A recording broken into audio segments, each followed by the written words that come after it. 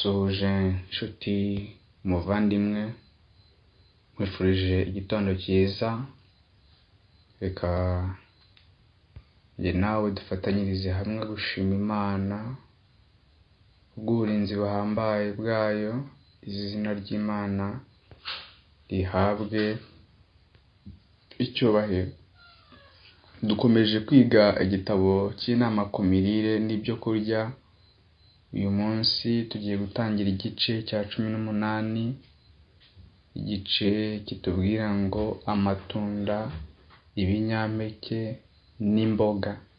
Uyu munsi turahera ku mugabane wa mbere uvuga amatunda, aho tugiye kureba ingingo ivuga ngo umugisha uboneka mu gukoresha amatunda akiri mashyashya. Ndashimira Imana cyane kuko igihe Adamu yaburaga urugo rwe rwa Edeni, Uhoraho ntiyahagaritse kuduha amatunda. Ingingo ya 465, umuhanuzi akomeza agira ati, Uhoraho yifuza ko abantu batuye mu bihugu bibonekamo umusaruro w'amatunda akiri mashyashya mu gihe kinini cy'umwaka barushaho kuzirikana umugisha babonera muri ayo matunda. Uko dukenera kurya itunda risaruwe ku giti, niko umugisha tubona urushaho kwiyongera.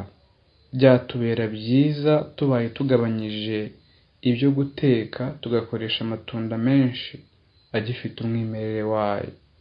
Nimureke twigisha abantu kurya uko babishoboye kose amatunda akiri mashya y'imizabibu, ibinyomoro, pome z'ubwoko bwose, inkeri n'ubundi bwoko bwose bw'amatunda bushobora kuba bwaboneka. Kugira ngo muyabike amare igihe, mujye muyashyira mu gikoresho nk'ikirahure cy'icyuma. Umuhanuzi ati, ku bantu bagira uburwayi bw'igugara mu gifu, umuntu akumva yagugariwe cyangwa se kugarirwa, mujye mutegura ku meza yanyu amatunda y'ubwoko bunyuranye, ariko atari menshi ku igaburo rimwe.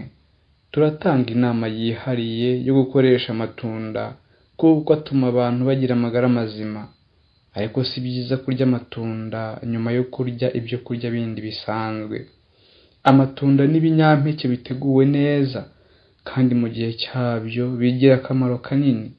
Bibaye ari byiza cyane, bidafite akamenyetso na gato ko kubora, ahubwo bikaba bimeze neza, bidafite uburwayi cyangwa kubora. Benshi bapfa bazize kurya amatunda yaboze n'imboga zaboze, bigera mu gifu bigakora umusemburo. Ibyo bigatuma amaraso agahumanywa n'ubwo burozi, ntimumenye intandaro yabyo. Nshuti, kuri iyi ngingo umuhanuzi asoza avuga ikintu gikomeye cyane, ngo abitegura gukora umurimo w'Imana bakwiriye kwimenyereza gukoresha amatunda menshi, yoroheje kandi meza. Reka rero he kubaho urwitwazo. Nubwo benshi bavuga ngo arahenda, ariko burya ntabwo ikinyomoro gihenda kurenza irindazi, nubwo cyaba kimwe. Ntabwo ikinyomoro gihenda kurenza ibindi bintu by'agaciro kenshi tubona ari iby'agaciro kenshi muri ubu buzima. Ahubwo buri muntu wese mu bushobozi bwe uko ashoboye nagerageze. Reka rero Imana ibahe umugisha kandi ibagirire neza muri uyu munsi, mu izina rya Yesu. Amen.